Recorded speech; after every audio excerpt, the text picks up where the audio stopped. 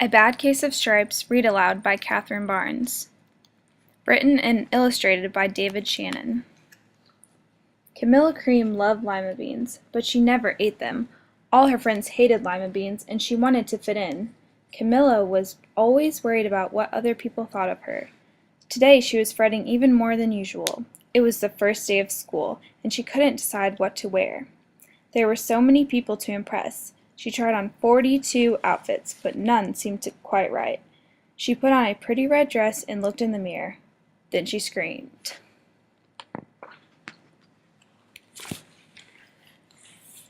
Her mother ran into the room, and she screamed too. "Oh, my heavens!" she cried. "You're completely covered with stripes." This was certainly true. Camilla was striped from head to toe. She looked like a rainbow. Mrs. Cream felt Camilla's forehead. "Do you feel all right?" she asked. "I feel fine," Camilla answered. "But just look at me." "You get back in bed this instant," her mother ordered. "You're not going to school today." Camilla was relieved. She didn't want to miss the first day of school, but she was afraid of what other kids would say, and she had no idea what to wear with those crazy stripes.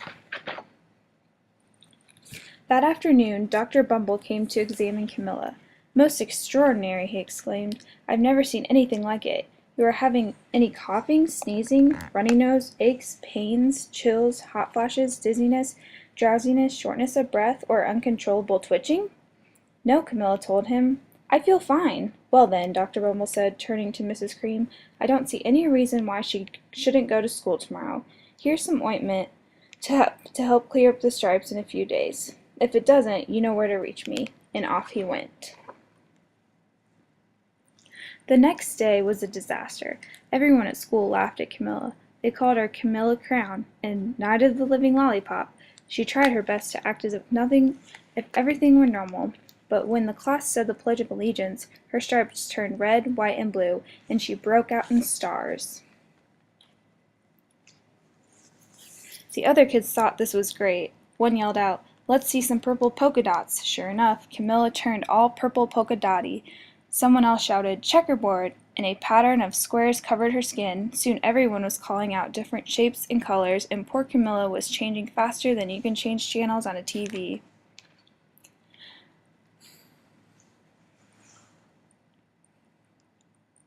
That night Mr. Harms, the school principal, called. "I'm sorry, Mrs. Cream," he said. "I'm going to have to ask you to keep Camilla home from school. She's just too much of a distraction, and I've been getting calls from other parents. They're afraid those stripes might be contagious." Camilla was so embarrassed. She couldn't believe that 2 days ago everyone liked her. Now, nobody wanted to be in the same room as her. Her father tried to make her feel better. "Is there anything I can get you, sweetheart?" he asked. "No, thank you," sighed Camilla. What she really wanted was a nice plate of lima beans, but she had been laughed at enough for one day.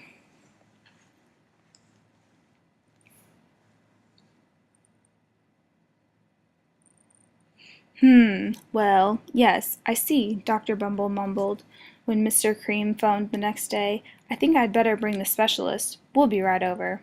About an hour later, Dr. Bumble arrived with 4 people in long white coats.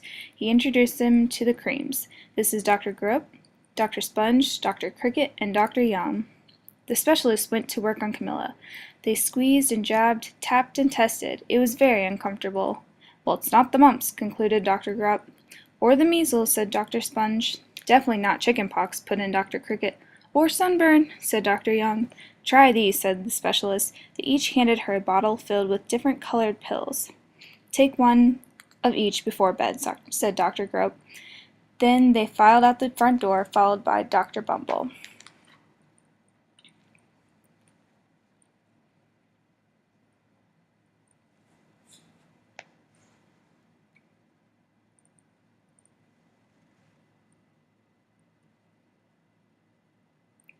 That night Camilla took her medicine. It was awful. When she woke up the next morning she did not feel different, but when she got dressed her clothes didn't fit right. She looked in the mirror, and there, staring back at her, was a giant, multicolored pill with her face on it. Dr. Bumble rushed over as soon as Mrs. Cream called. But this time, instead of the specialist, he brought the experts. Dr. Gord and Mr. Mellon were the finest scientific minds in the land. Once again, Camilla was poked and prodded, looked at and listened to. The experts wrote down lots of numbers. Then they huddled together and whispered. Dr. Gord finally spoke. It might be a virus, he announced with authority. Suddenly, fuzzy little virus balls appeared all over Camilla. Or possibly some form of bacteria, said Mr. Millen, out popping squiggly little bacteria tails. Or it could be fungus, added Dr. Gord. Instantly, Camilla was covered with different colored fungus splotches. The experts looked at Camilla, then at each other. We need to go over these numbers again. Back to the lab, Dr. Gord explained. We'll call you when we know something, but the experts didn't have a clue, much less a cure.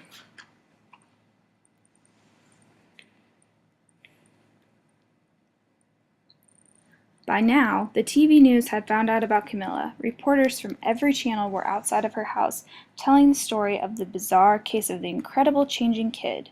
Soon, a huge crowd was camped out in front of the lawn. The creams were swamped with all kinds of remedies from psychologists, allergists, herbologists, nutritionists, psychics, an old medicine man, a guru, and even a veterinarian.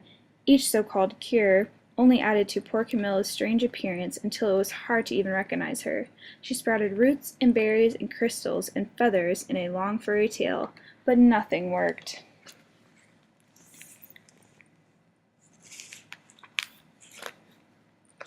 One day, a woman who called herself an environmental therapist claimed she could cure Camilla. Close your eyes, she said, breathe deeply, and become one with your room. I wish you hadn't said that, said Camilla. Slowly she started to melt into her walls of her room. Her bed became her mouth, her nose the dresser, and 2 paintings were her eyes. The therapist screamed and ran from the house. What are we going to do? Cried Mrs. Cream. It just keeps getting worse and worse, she began to sob. At that moment, Mr. Cream heard a quiet little knock at the front door. He opened it, and there stood an old woman who was just as plump and sweet as a strawberry. Excuse me, she said brightly, but I think I can help. She went into Camilla's room and looked around. My goodness, she said with a shake of her head, what have we here is a bad case of stripes. One of the worst I've ever seen. She pulled a container of small green beans from her bag. Here, she said, these might do the trick. Are those magic beans? Asked Mrs. Cream. Oh my, no, replied the kind old woman. There's no such thing.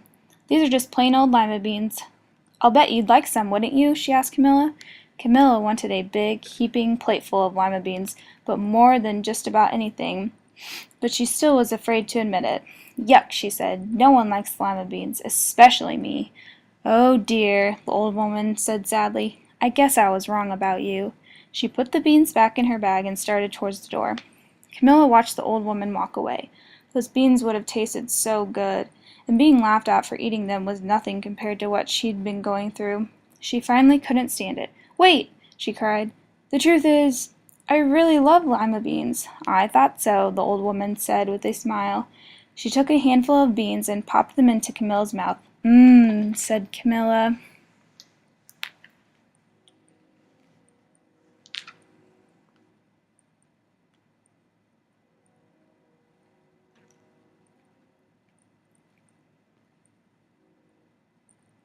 Suddenly, the branches, feathers, and squiggly tails began to disappear.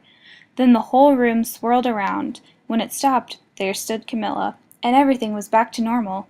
I'm cured, she shouted. Yes, said the old woman. I knew the real you was in there somewhere. She patted Camilla on the head. Then she went outside and vanished into the crowd.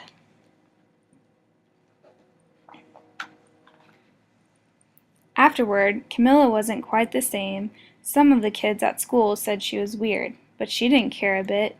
She ate all of the lima beans she wanted, and she would never had even a touch of stripes again. The end.